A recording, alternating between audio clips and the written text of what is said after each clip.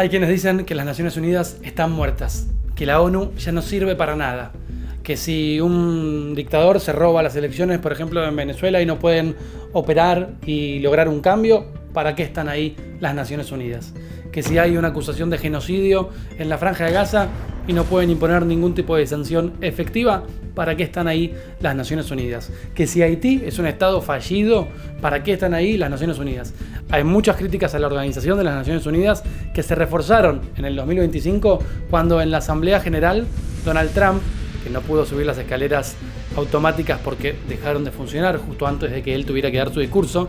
Esto sucedió en Nueva York, donde está la sede central de las Naciones Unidas. Bueno, Donald Trump, decía, fue uno de los principales críticos. Prácticamente dijo que están vacías de sentido, que ya no sirven para nada. Bueno, su voz, junto a muchas otras, empiezan a poner una voz de alerta respecto de esta organización que encontró el mundo para tratar de dirimir los asuntos importantes. Por supuesto, otro de los focos de discusión es el Consejo de Seguridad de las Naciones Unidas. ¿Por qué hay solo 5 países que tienen más voz y voto que cualquier otro? ¿Por qué Estados Unidos, China, Rusia, Reino Unido o Francia pueden vetar lo que se les plazca? Obviamente esto tiene que ver con su origen después de la Segunda Guerra Mundial, con los países más poderosos teniendo más peso. Pero está cada vez más en discusión esta estructura o esta organización.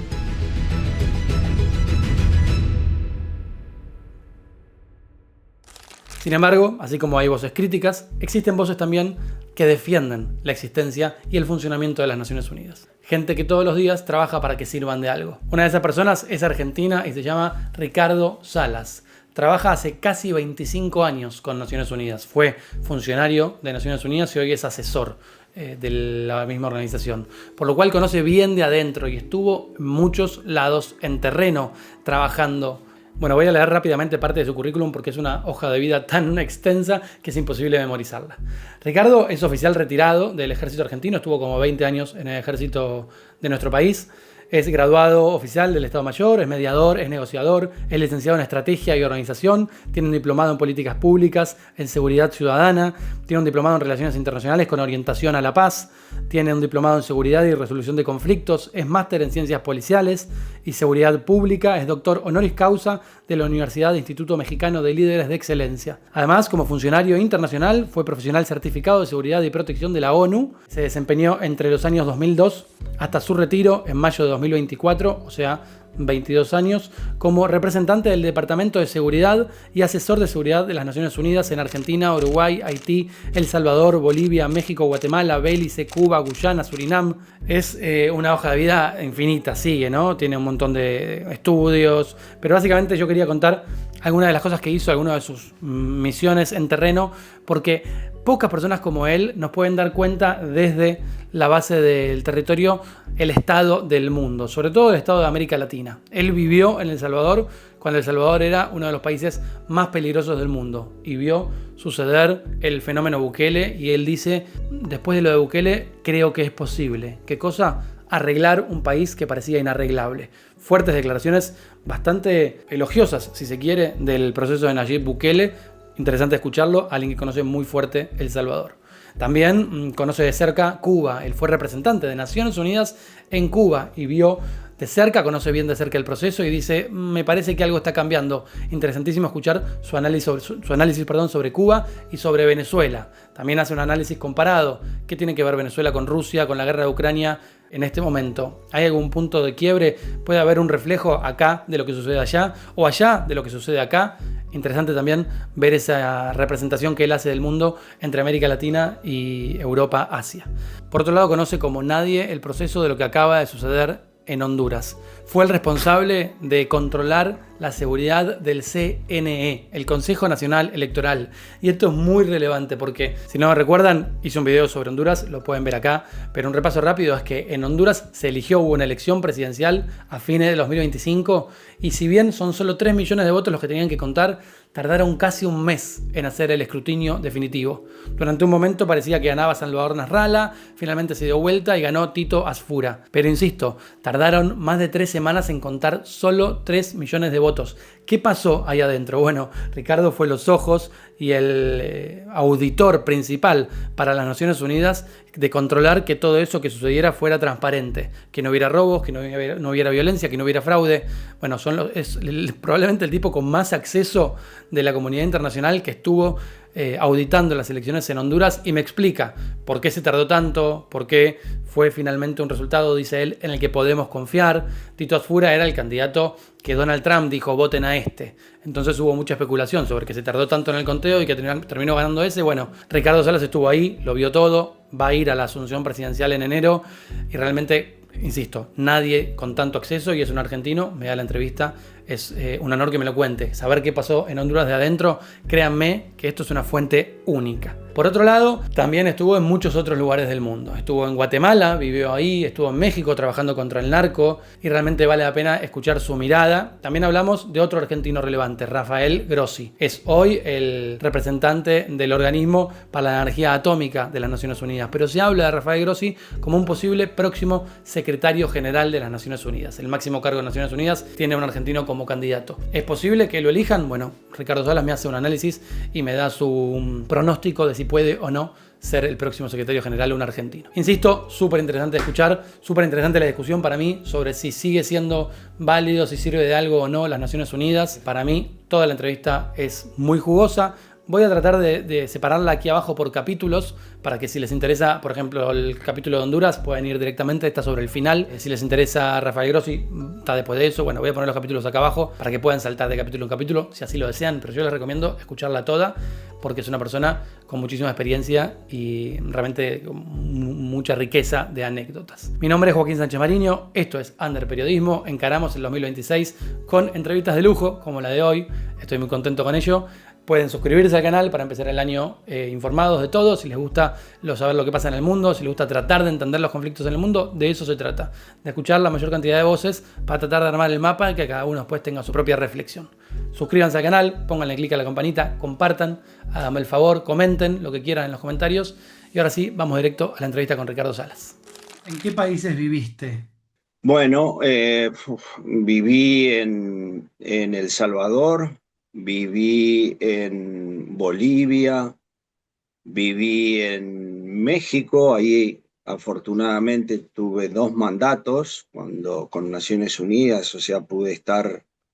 Normalmente la posición que yo tenía como representante eran de 4 años y por una cuestión coincidía mi final de mandato con el cambio de presidente. Ahí tuve una oportunidad de continuar.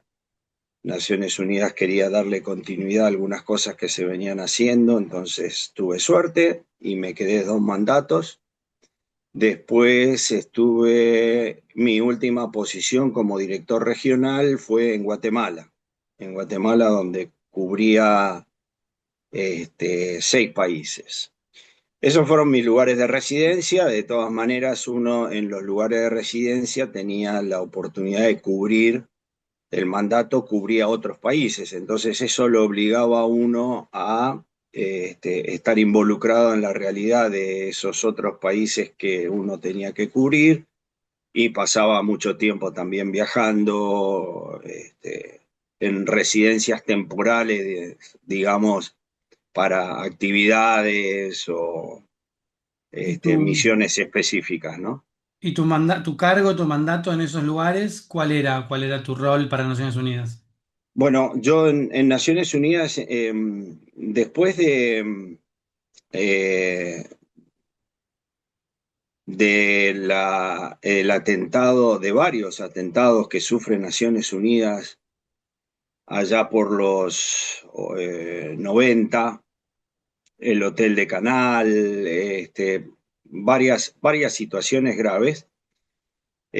Naciones Unidas integra un sistema que se llama, ¿no? El Sistema de Naciones Unidas. Cuando uno habla de Naciones Unidas, uno medio que lo único que se imagina es esa bandera celeste con el emblema en el medio, pero la realidad es que Naciones Unidas cumple su mandato a través de varias agencias, fondos y programas, como se llaman, ¿no? El ejemplo más fácil para entender creo que es UNICEF, por ejemplo, ACNUR, este, el Alto La Comisionado de Naciones Unidas para los Derechos Humanos, OIM, OIM, que antes no era de Naciones Unidas, ahora de nuevo está dentro del sistema. O sea, cada agencia, fondo y programa tiene un mandato. En la época en la que yo ingreso a Naciones Unidas es en el año 2000, creo que 2002, con la crisis de Argentina.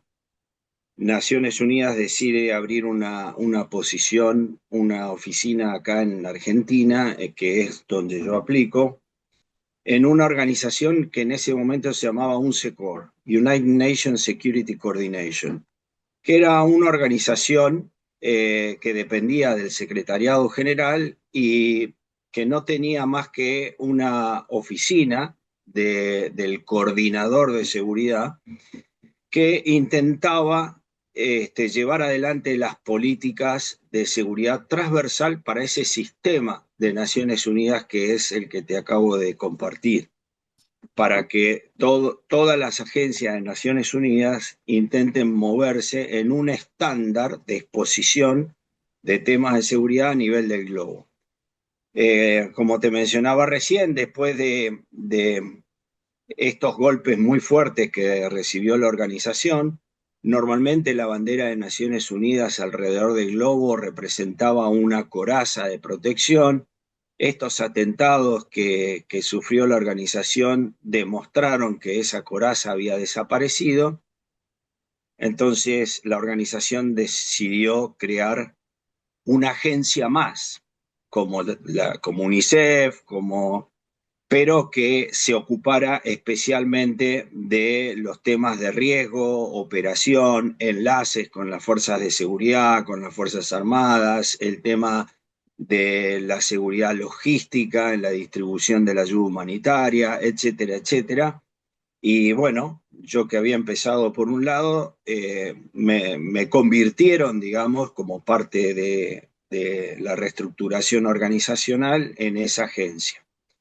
Y ahí también empecé mi camino internacional, ¿no? Yo estaba acá, cubría Argentina y cubría Uruguay desde acá. Había un modelo de oficina regional que estaba en Lima, en Perú. Y bueno, ya después de eso me transformé en asesor de seguridad de Naciones Unidas como representante de esa agencia que es el Departamento de Seguridad y Protección de Naciones Unidas. Sus siglas en inglés es UNDSS, United Nations Safety and Security, es lo que representa esa agencia, ¿no? ok, o sea que entras a Naciones Unidas básicamente para encargarte de la seguridad, un poco de interna de los agentes de Naciones Unidas o también de los lugares donde está esa oficina.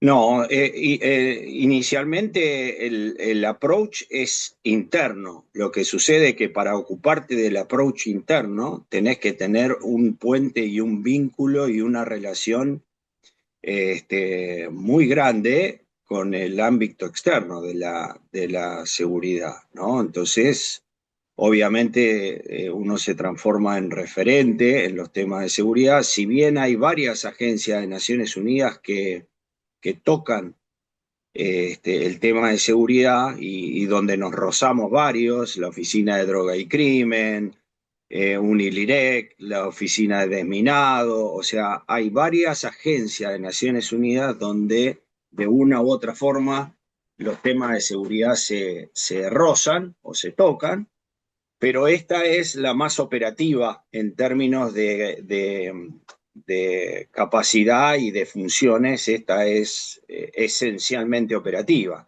Manejo de crisis, negociación de rehenes, este, Wow. respuesta a emergencia. Esta es la agencia donde se cubre absolutamente todas las aristas de esa palabra seguridad, ¿no? Ahora a ver, sigo un poquito en un ratito con tu recorrido y con algunas anécdotas de crisis, pero antes te hago un paréntesis.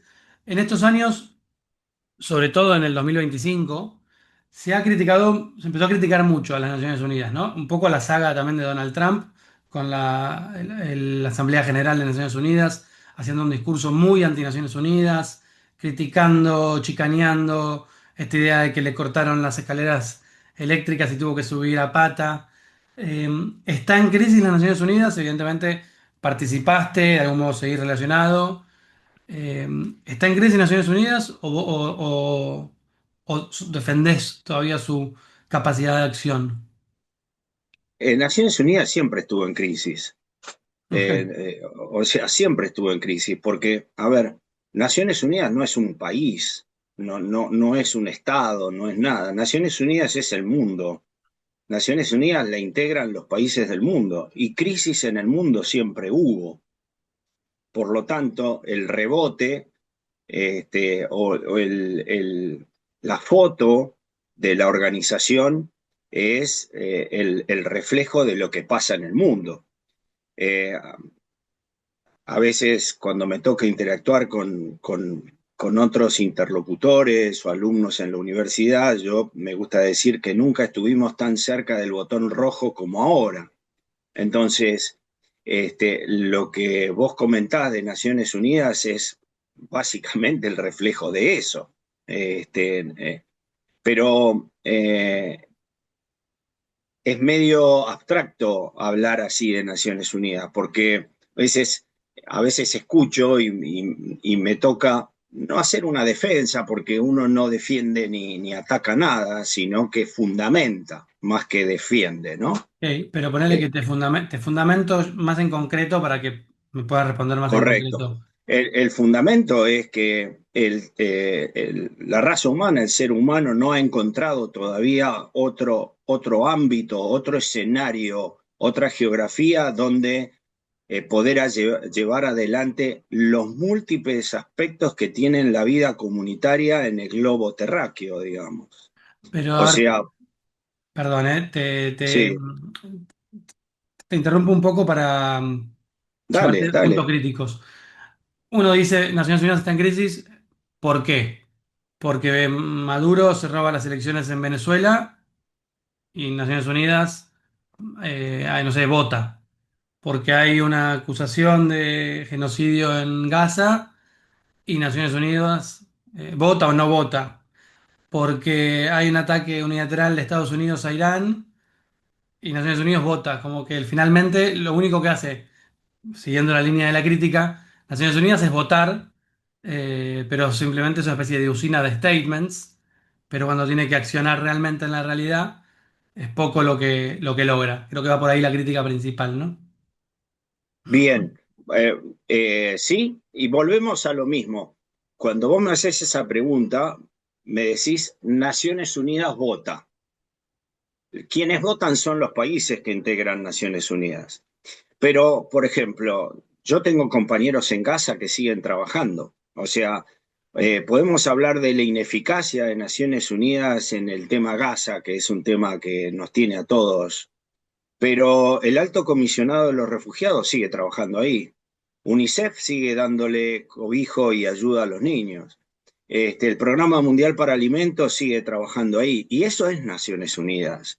La Organización Mundial de la Salud está trabajando ahí y sigue vacunando.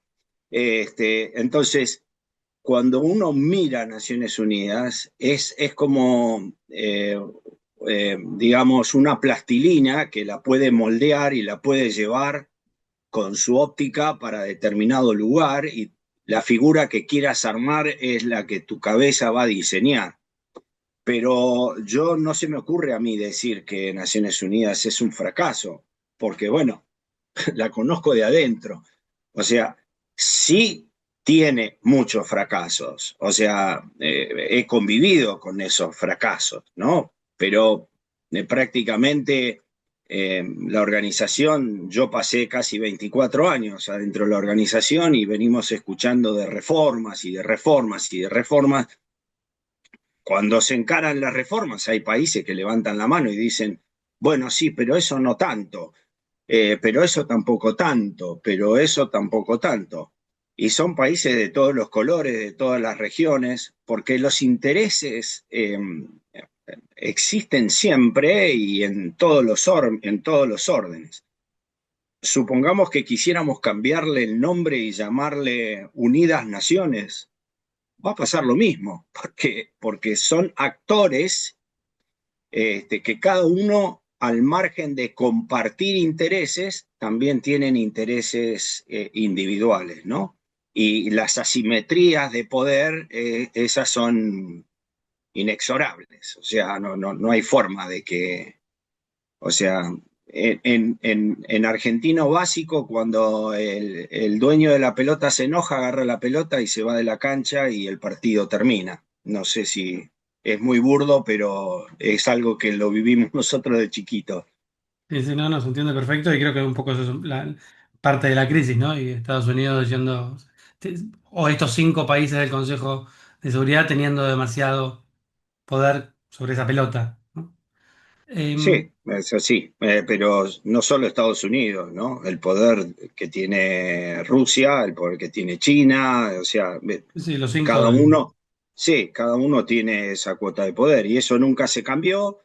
Y eso sigue siendo así, si bien cada país es un voto, pero hay votos que son más calificados y que si te pones a mirar en la historia, tiene relación y tiene coherencia, digamos, aunque no nos guste, nos incomode o tengamos una visión distinta de lo que debería ser, pero o sea, la historia del mundo se construye de una sola forma, no hay varias historias. ¿No ves una posibilidad de que el Consejo de Seguridad, que estos 5 países con poder de veto y demás, se desarme esa estructura y pase a ser algo más horizontal? ¿No la ves posible que suceda?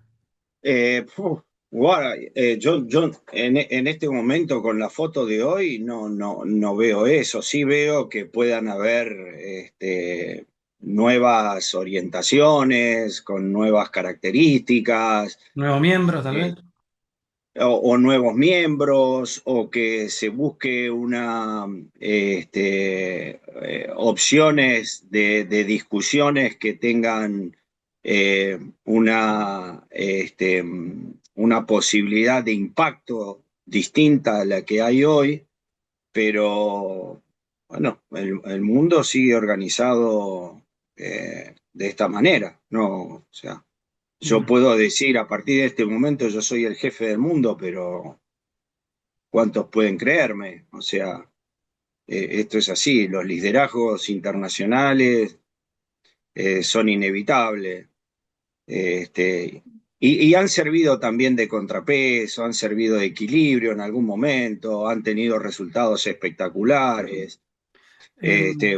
Vos vas a Bosnia-Herzegovina ahora, vas a Croacia, a Kosovo, vas a lugares donde decís, yo vi esta ciudad y no había ladrillo sobre ladrillo parado. Y hoy ves gente feliz, trabajando. ¿Qué costo tiene? Bueno, eso podremos evaluarlo y discutirlo, pero que el ser humano no ha encontrado por ahora, no ha encontrado otra forma de dirimir conflictos, eso es una realidad. antes, cuando hablábamos un poco de lo que le decías a tus alumnos, decías, nunca antes como ahora estuvimos tan cerca del botón rojo. Entiendo por, ¿no? Guerra nuclear o lo que se vaya todo el demonio. En tu experiencia en América Latina, viviste y tuviste mandatos sobre, dijimos, Guatemala, El Salvador, imagino que Nicaragua, Honduras, Haití también habrán estado en tu esfera de influencia. Eh, ¿Estamos peor que hace 20 años, 10 años en materia de seguridad en Centroamérica? ¿O es una región más pacífica ahora que cuando vos viviste ahí? Lo pienso en términos de narcotráfico, en términos de dictaduras, en términos de democracia, libertades individuales. ¿Cómo es el mapa hoy de Centroamérica? Bueno, Centroamérica siempre ha sido un territorio pequeño, pero clave, ¿no? Ese es el territorio que une el norte con el sur, así que siempre ha sido clave. Eh, es un territorio maravilloso, con gente increíble, espectacular. Realmente he sido privilegiado. Eh, este, la verdad que en muchas ocasiones he tenido la oportunidad de que nominaran para trabajar en otras partes del mundo y que finalmente pudiera seguir trabajando en esta región o en otras acá en Latinoamérica, ¿no? Bueno, eh, Centroamérica no es lo mismo que en los años que yo empecé, 2002, 2005, 2006, por supuesto que no. Centroamérica venía de una posguerra, la Guerra Fría impactó terriblemente en todo el mundo, ¿no? O sea, no hace falta que yo lo mencione ahí, pero Centroamérica también fue parte de escenario de disputas de la Guerra Fría, ¿no? Cuba, Honduras, Guatemala, El Salvador, todos fueron países con guerra, inclusive tuvieron misiones de Naciones Unidas también, ONUSAL en El Salvador, Guatemala tuvo misión de Naciones Unidas también. Hoy te puedo asegurar que son regiones espectaculares, muy pujantes, con capacidades especiales. Este, son Sigue regiones siendo, que, sigue siendo un territorio de pandillas, narcotráfico y crimen organizado, o se pudo combatir un poco eso. bueno, son escenarios que se han ido moviendo, ¿no? Que se han ido desplazando y que han ido mutando. El crimen organizado es uno de los principales empleadores de la región, ¿no? O sea, eh, especialmente en el país del norte, ¿no? O sea, México es uno de los países cuyo principal empleador está ahí, lamentablemente.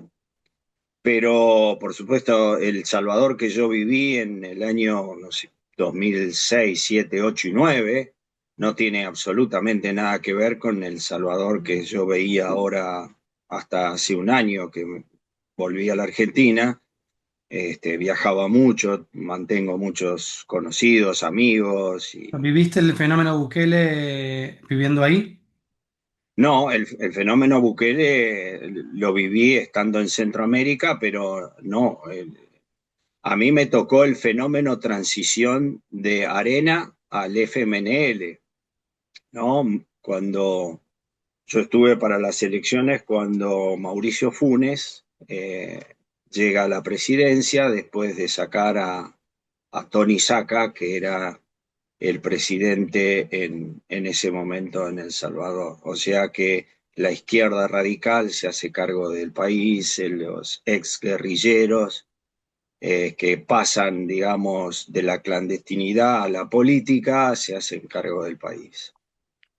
Pero era un país de 34 homicidios de rating, ¿no? O sea, Cada era brutal. 100.000. Sí, brutal. O sea que el cambio que promociona Bukele cada vez que habla es real, pasó de ser uno de los países más peligrosos. Imagino que cuando vos viste ahí era de los países más peligrosos del mundo. Definitivamente, Ok. definitivamente. Estuviste ahí Era. con tu familia.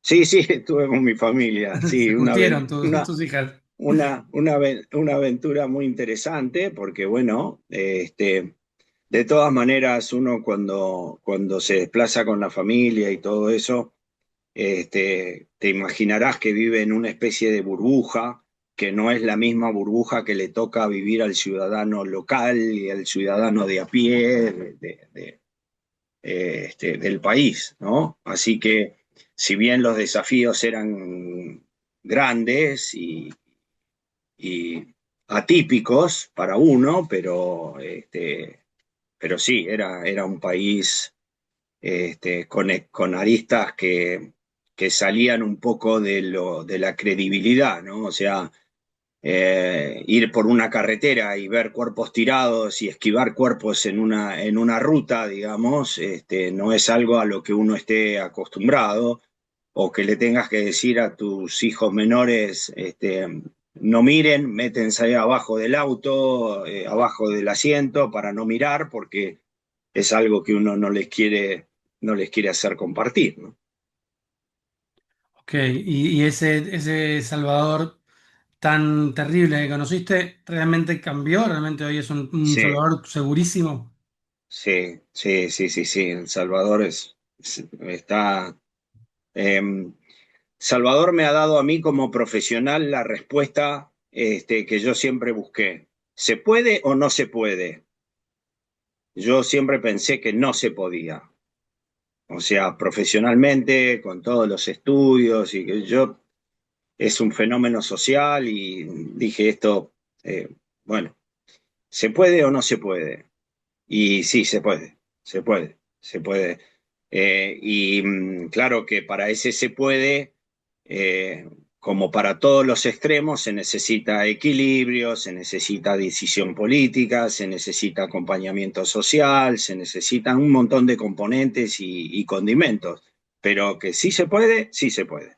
¿Se necesitan también licencias para violar alguna de las garantías básicas o los derechos humanos? ¿O vos crees que esas acusaciones que se le hace a Bukele por el Secot y demás son, cómo lo analizás ese fenómeno? Viste que Bukele está muy puesto en la mira por cierto sector del mundo que dice, che, es una especie, más allá de sus violaciones al sistema democrático tradicional o su deseo de acumular poder, hay muchas acusaciones de que el Secot, por ejemplo, se violan los derechos humanos porque no hay debido proceso. ¿Crees que ese es un costo inevitable para ese se puede? ¿O crees que son acusaciones injustas? No, yo no puedo abrir juicios tan terminantes como eso. Lo que sí digo,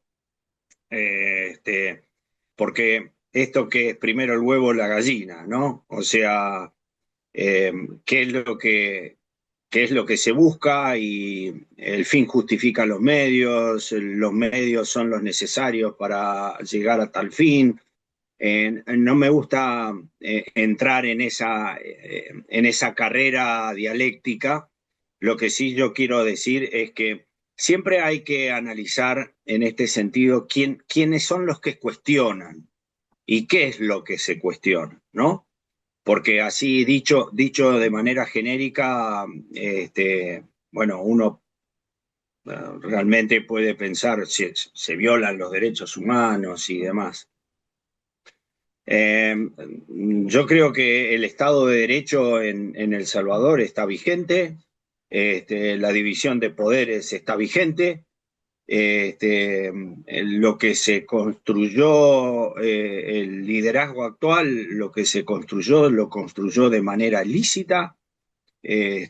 No hay dinero del narcotráfico, no hay convenio con las maras, con la pandilla.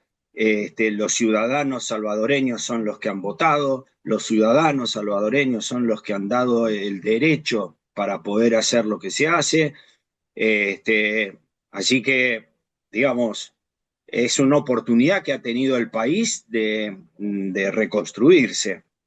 Yo cuento esta historia y te la comparto muy, muy cortito, trabajando en la frontera de México con Guatemala, eh, familias de migrantes que pasaban por ese lugar en dirección a los Estados Unidos.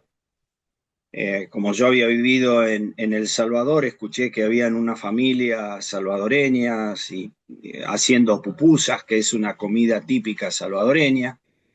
Me acerqué y eh, interactué un poquito con ellos y ante la pregunta por qué se estaban yendo de El Salvador, la madre de la familia me decía, yo tenía 5 hijos, ya me mataron a 3, quiero conservar a estos 2.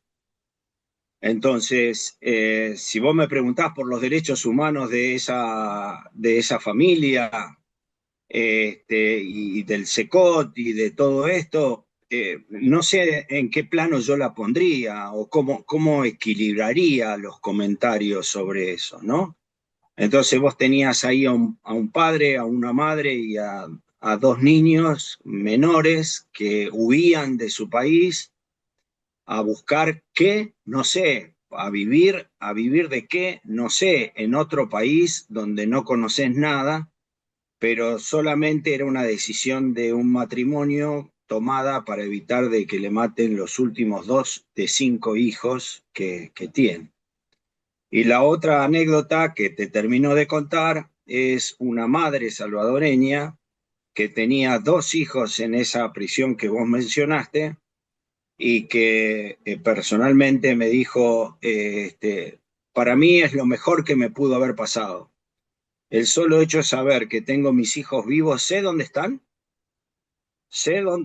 y los tengo vivos. Así que no tengo ningún reparo con que estén ahí, porque la familia también sabe lo que significa ser pandillero, parte de las maras y demás, ¿no? Así que bueno.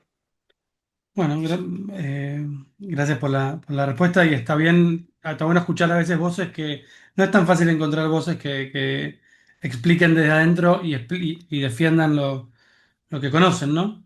Te llevo ahora del sí se puede del Salvador, ¿no? De esta especie de milagro salvadoreño, al, a su contracara absoluta, Haití. Eh, ¿Conociste Haití? ¿Tuviste contacto con la situación de Haití? Haití pareciera ser el caso ejemplar del no se puede, ¿no? ¿Cómo analizar la situación de Haití? Que es de mal en Bueno, mira, peor. sí, Haití para mí, bueno, yo estuve en el 2010 en el terremoto,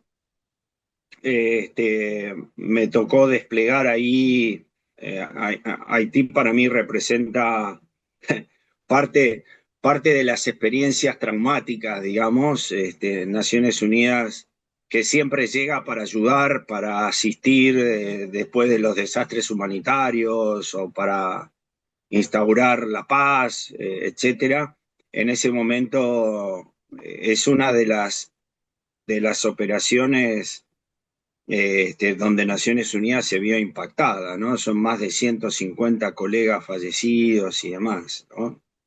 Este, Identificábamos los cuerpos de los colegas por, no sé, por su chapita, los guardias por el número del arma. Fue muy, muy duro eso.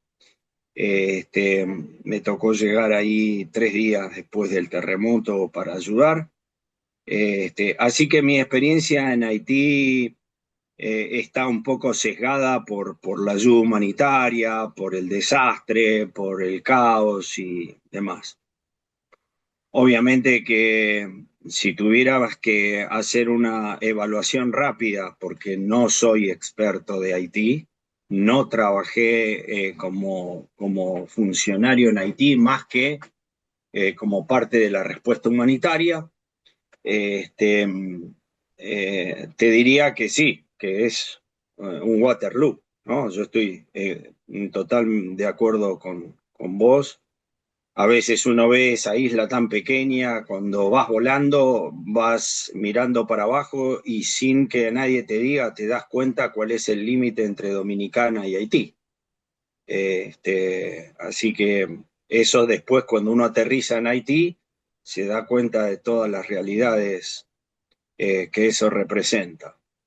Eh, si se puede o no se puede, bueno, yo ya aprendí que sí se puede, ¿no? O sea, para mí la respuesta ya está. Ahora, el asunto es el cómo y quiénes son los que se involucran. El caso salvadoreño ha tenido miles de intentos. Lo que a mí me queda claro es que quien pudo salió de adentro, no vino de afuera, ¿no? Ok. Nadie llegó a El Salvador a decir, bueno, a ver, damas y caballeros, a partir de este momento se termina la fiesta y somos un país pacífico. Eso, la respuesta del sí se puede tiene este componente, ¿no? La aparición de un liderazgo particular, con todo lo que le quieras poner de adorno, pero vino de adentro. Ok, vos decís que Yo no en viene, no depende de Naciones Unidas que llegue e instale la paz. No depende ni de Naciones Unidas ni de ninguna potencia central, ninguna cuestión de ese tipo. Yo creo que en algún momento en Haití deberá aparecer algún liderazgo, no Mm. sé, estas cosas no tienen tiempo. Este, porque hablamos de Haití porque lo tenemos cerca, pero modelos Haití en África y en Asia tenés varios, ¿no? Así que esa es mi conclusión sobre Haití, ¿no? Te llevo ahora muy cortito a un par de lugares más y después vamos un poquito más largo sobre Honduras, que sé que tenés una experiencia reciente muy importante. Nicaragua, ¿tenés algún tipo de experiencia con Nicaragua? Otra de las grandes dictaduras por ahí de la región. Sí, conozco Nicaragua, es también gente maravillosa, espectacular.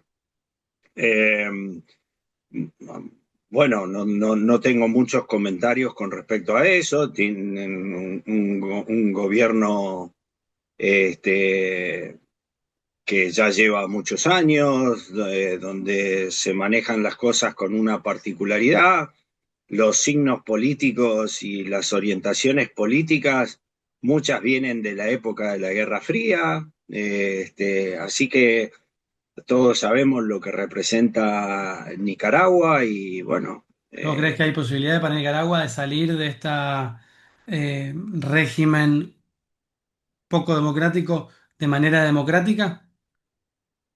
yo no pierdo las esperanzas, el mundo se está convirtiendo, o sea, el mundo siempre se ha transformado en un péndulo y en este momento el péndulo está yendo en una dirección que, digamos, para mi sentir es la dirección, no te digo más acertada, sino es la dirección más razonablemente aceptada, por lo menos para mi conocimiento, la relación con la libertad de decidir, con la libertad, la democracia, yo creo que es la forma de gobierno que ha encontrado el hombre más ecuánime para vivir, pero de todas maneras esa palabra democracia en muchos lugares se ha manejado, se ha manipulado, se ha distorsionado. Los dictadores también del mundo han encontrado en esa palabra democracia artilugios para acomodarla a su filosofía.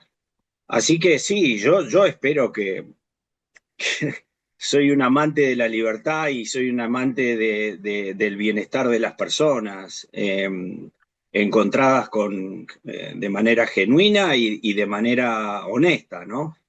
Ahora Pero te voy, antes de ir de vuelta, antes de ir a Honduras, últimas dos. ¿Hizo algo, está haciendo algo, crees que puede hacer algo Naciones Unidas por Cuba o por Venezuela? Naciones Unidas está haciendo, está haciendo. Yo fui representante en Cuba.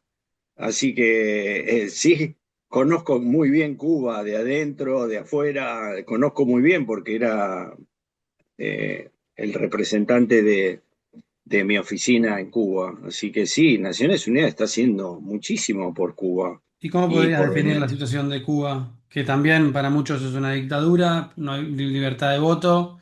Eh, Sí, no, pero por supuesto. Mirá, yo creo que todo lo que está pasando en Latinoamérica y en el mundo, de una u otra forma, Cuba lo va a sentir y Venezuela lo va a sentir, lo está sintiendo. Lo que ¿Qué pasa es que sentido? no tenemos que dejar de mirar las cosas de manera global, porque si hablamos de Cuba y hablamos de Venezuela es como ponerle la lupa a esos dos lugares, pero el mundo se maneja geopolíticamente de manera global, ¿no? Entonces yo relaciono lo que pasa en Ucrania con lo que pasa en Venezuela, con lo que pasa en Gaza, con lo que pasa en Cuba. O sea, todo tiene que ver con todo y no es una muletilla, pero sí, obviamente van a haber cambios, se están produciendo cambios. Este, los discursos viejos para escenarios nuevos van quedando cada vez más al descubierto, Déjame ¿no? jugar, déjame jugar a tu juego un poco.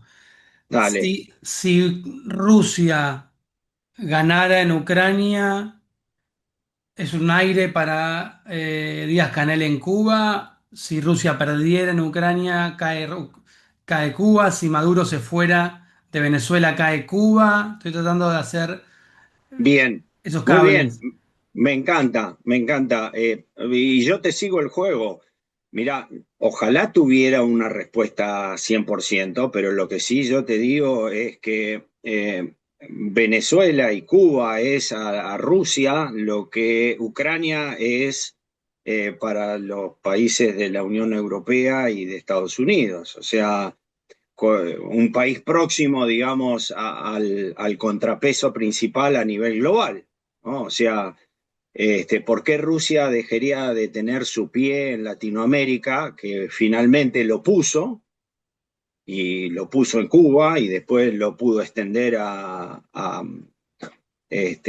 lo pudo Venezuela. extender a Venezuela, lo pudo extender a Nicaragua, y si a eso le sumás Irán, entonces ya empezás a colocar actores que también Irán tiene su juego en el Medio Oriente, o sea, Pero ahí es, están es una cosa. cagados.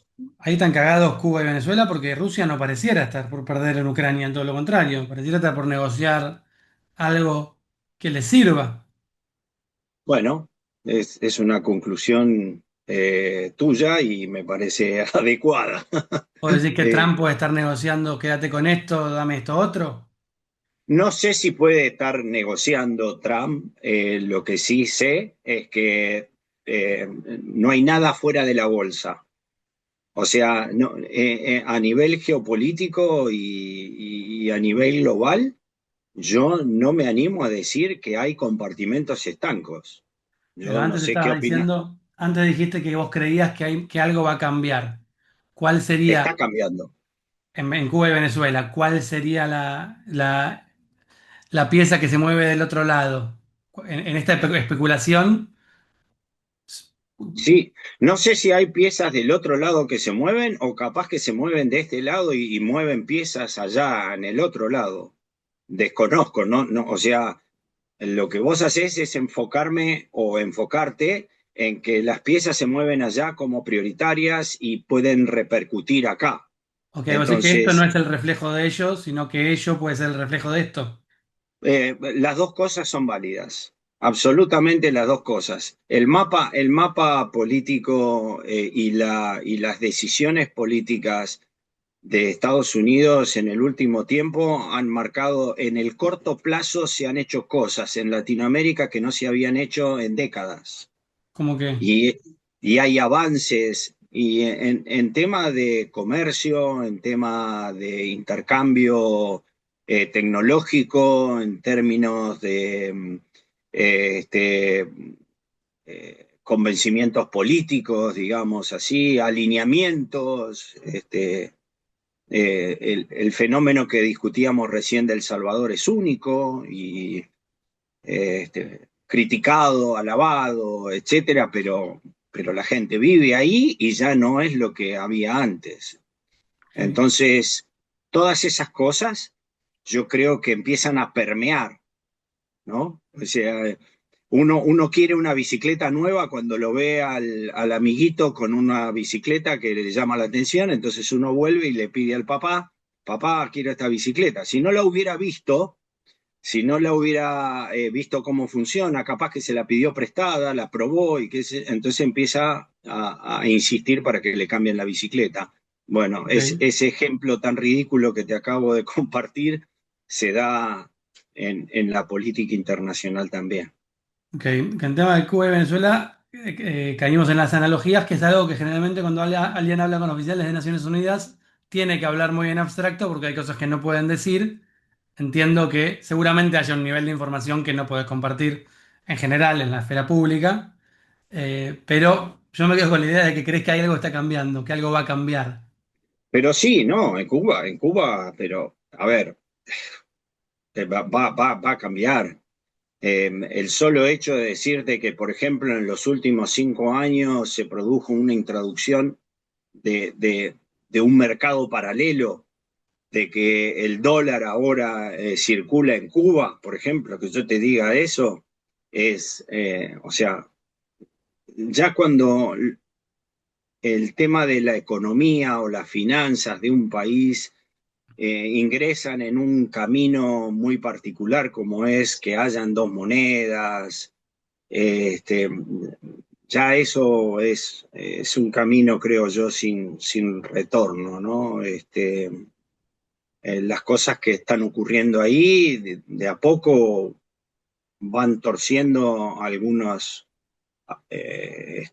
caminos, ¿no? Enderezando algunas curvas, como digo yo. Bueno, ahora sí, tengo últimas dos. Una, quería hablar un poco de este fenómeno que sucedió el último mes en Honduras, que es que hubo una elección en un país donde Eh, la cantidad de votos creo que eran 3 millones de votos y se tardó alrededor de 20 días en contar 3 millones de votos. Algo extraño sucedió en Honduras. ¿Cuál fue tu labor en Honduras? ¿Fuiste como asesor de Naciones Unidas? sí, yo fui como asesor de seguridad de Naciones Unidas al Comité de Seguridad del Consejo Nacional Electoral, El que es CNE. el CNE, que es la autoridad electoral del país. Esa era dentro de un proyecto financiado por la Unión Europea y por otros donantes. Mi tarea era O sea que estuviste en eh, el corazón del problema, porque el en el problema fue del corazón, CNE.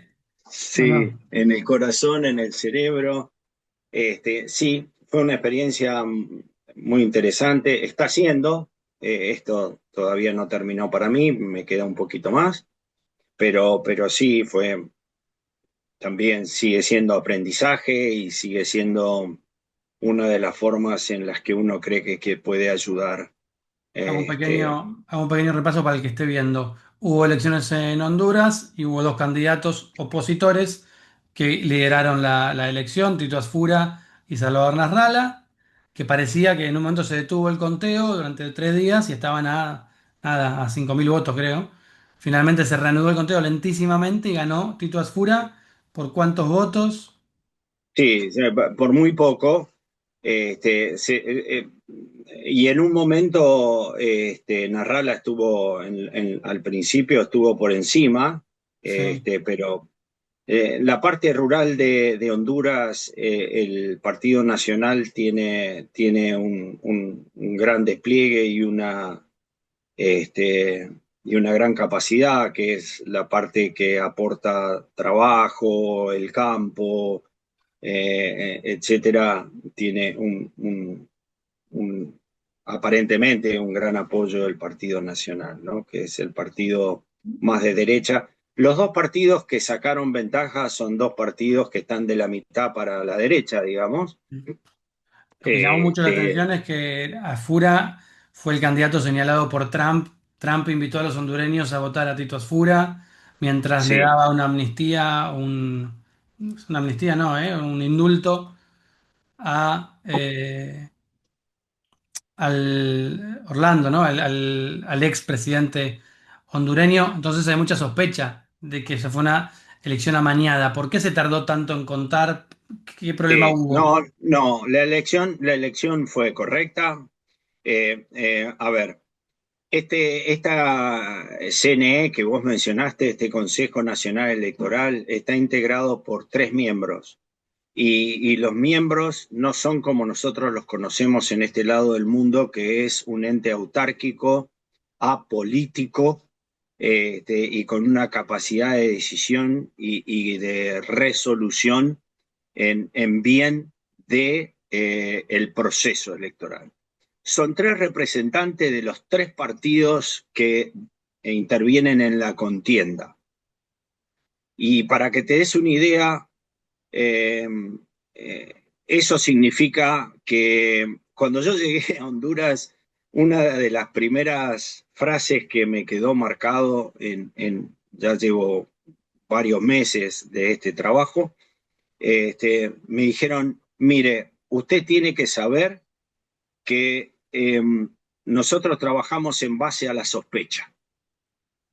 O sea, todo acá, lo cual para mí fue una iluminación total, porque en el primer segundo ya me quedó claro que mi esfuerzo mayor tenía que estar dirigido al tema de la imparcialidad y al asegurarme de que todo lo que Naciones Unidas o el proyecto a través mío se traslade a las autoridades, tenía que tener un marco de transversalidad y de hegemonía muy marcado, ¿no? No podía mover la línea en ese sentido. Entonces, cuando vos te manejás en todas las actividades en función a la sospecha, significa que todo tiene que estar multiplicado por 3. O sea, si yo presento algo, lo tiene que evaluar el actor uno, ese actor uno también lo tiene que aprobar, pero si no lo aprueba el actor 2, entonces no lo quiere aprobar el número uno. Dice, no, yo primero quiero que lo apruebe el 3 y el 2. El 3 y el 2 dice, no, si no lo aprueba el uno, yo no lo quiero aprobar. Entonces, te la hago corta. Cada toma de decisión, en lugar de ser aprobada rápidamente y de buscar el siguiente desafío, tenía alternativas o ribetes realmente muy extraños en el sentido de que la sospecha o las dudas o la incertidumbre predominaba. Entonces, obviamente, se contrató una empresa de origen colombiano para el conteo de los votos. Cuando se decidió que sí, después pasó no sé cuánto tiempo para que se termine la decisión final de la contratación. Cuando se contrató ya era tarde, entonces no se pudieron hacer simulaciones. Para que te des una idea, la simulación más importante fue el escrutinio real. Entonces, obviamente, ahí empezaron a fallar las cosas que hubieran podido fallar tiempo antes con las pruebas y las simulaciones del proceso y demás. O sea que realmente Pero fue un error técnico, digamos, decir que sí, no. sí, sí, sí, no hay. La verdad, yo debo sacarle el sombrero a Honduras porque a pesar de todas estas trabas, las cuestiones se hicieron de manera, o sea, yo no tengo ningún reparo, te lo diría, mirá, fue un caos, se veía gente entrando, saliendo, poniendo cosas. Vos estabas en el Y CNE, lidiaste con sí, los sí, miembros del CNE, sí, yo tenía acceso a todo, acceso o total. sea, acceso total, acceso total. El proyecto tenía acceso total. Lo que yo no pude ver o no pude compartir, lo compartía otro colega que estaba en el proyecto. Lo que yo escuché y lo que yo vi, no hay, este, al menos a mí no me consta, que hubieran cuestiones relacionadas con el fraude o era prácticamente imposible. Los mecanismos de control y de autocontrol, eh, las planillas que se deben controlar, estaba todo muy exacerbado, lo que potenció el autocontrol entre los partidos. Pero la lentitud Este, tenía que ver con dar, con registrar la planilla, con contar los votos, porque 20 días es sí, llamativo. te digo sinceramente, pudieron haber sido más. Yo creía que iba a haber más. Y afortunadamente se tomó la decisión de hacer una declaratoria, por lo menos a nivel presidencial. Todavía los detalles a otro nivel, alcaldía y todo eso sigue en proceso, porque son análisis especiales, pero la verdad debo decirte que la sensación final, claro, uno escucha todos estos comentarios, las dudas, forma parte de la desinformación, las campañas, como te digo, cada actor representa a un sector político. Hay alguien que no quiere dejar también la torta, ya eso lo vivimos en muchos países y este, lógicamente el juego político y más en ese lugar donde hay una trayectoria de antecedentes políticos muy fuerte.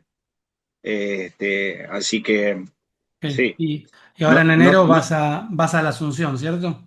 sí, sí, en enero me toca ir no solo a eso, sino también a rendir cuentas, el informe final, muy interesante. Bueno, y ahora sí, para terminar, hay otro argentino muy relevante en Naciones Unidas, que es Rafael Grossi. Sí, Supongo que lo conoces. sí. ¿Crees que hay alguna chance de que sea secretario general de las Naciones Unidas? Sí, la misma chance que tienen todos, sí. El posicionamiento geopolítico de la Argentina es completamente distinto al que había en otro momento. Ahora, si vos me preguntabas a mí si en algún momento yo pensé que íbamos a tener un papa argentino, yo te hubiera contestado que no. No, no sé si alguien me hubiera contestado que sí, me encantaría conocerlo. Pero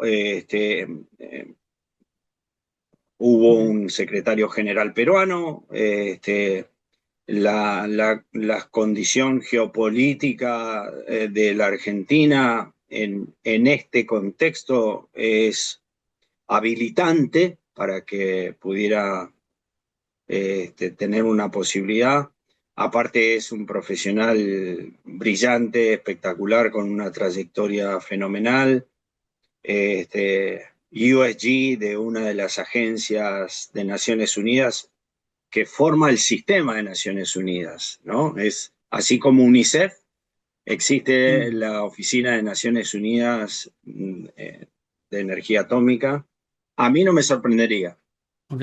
Que sea el representante de la Oficina de Energía Atómica de la ONU en un momento en que nunca estuvimos tan cerca del botón rojo, yo no sé si es bueno o malo, sinceramente. Mirá, está bueno tu comentario. Yo lo vería bueno, porque no hay nada mejor tener a alguien que conozca de esa temática y la conozca desde adentro, porque si ese es el riesgo, yo como analista de riesgo te lo comento. Mm, Es imposible analizar riesgos si es que uno no tiene al lado un profesional que conozca de lo que se está hablando. O sea, si el riesgo es una pandemia, salí corriendo a buscar un médico. No, no pongas un arquitecto, porque obviamente las recomendaciones no van a ir en la dirección que se necesita. Ok. En este sentido, te diría que si el mundo está expuesto a esta problemática, y qué bueno sería tener a alguien que la conoce muy bien y desde adentro. Bueno, Ricardo, la verdad, espectacular. Me parece que esta es una primera entrevista bastante general. Seguramente vuelvo a llamarte para el canal, si a vos te parece bien, para cosas en particular específicas que van sucediendo, porque me Mm. parece un lujo tenerte entrevistado. Eh, Gracias. y gracias de vuelta por la charla. No, un placer. Me sentí muy cómodo, así que no, un gusto. Eh, Simplemente hay cosas que también uno las aprende por libros o porque lee, etcétera, pero creo que lo más rico de esto y que realmente me permito disfrutar de compartir es la experiencia de terreno, ¿no? O sea, eh, a veces las discusiones se basan en conocimientos y los conocimientos están relacionados muchas veces a cuestiones abstractas. Entonces, eh, tengo ese privilegio y he tenido esa suerte de poder estar en lugares muy particulares, convivencias muy particulares.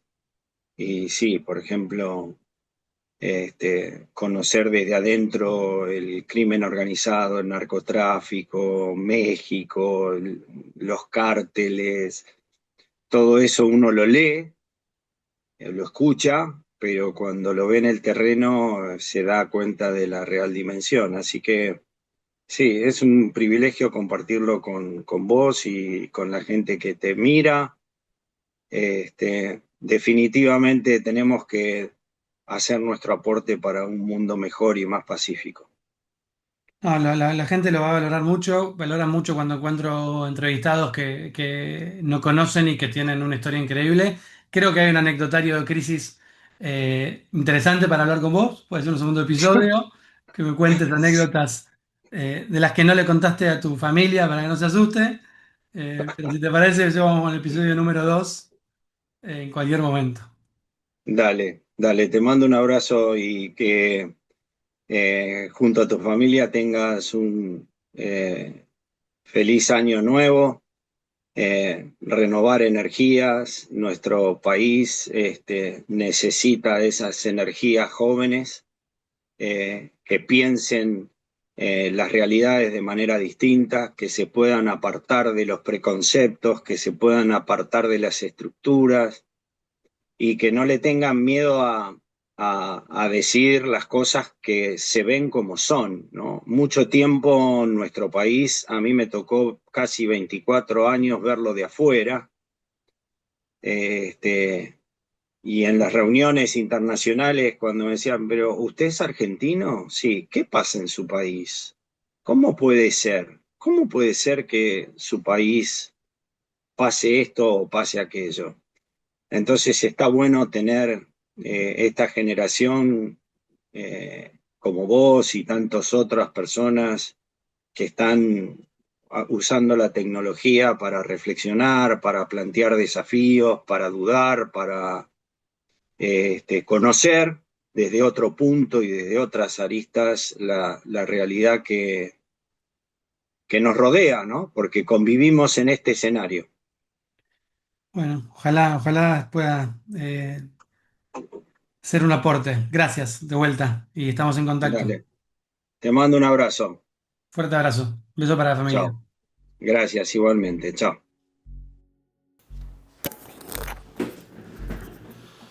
Bueno, y ahí fue la entrevista con Ricardo Salas. Me parece, no sé, apasionante realmente escucharlo.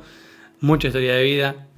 Obviamente que envidio esa experiencia, esa experiencia básicamente. Estoy en foco.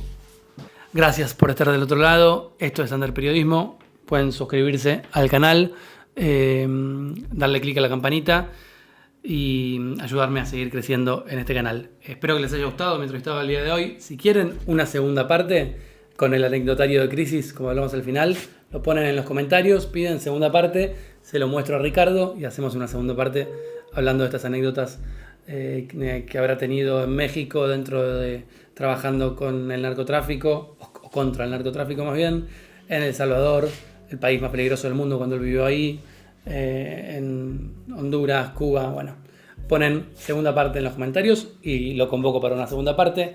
Nos vemos pronto. Gracias por estar del otro lado. Adeu.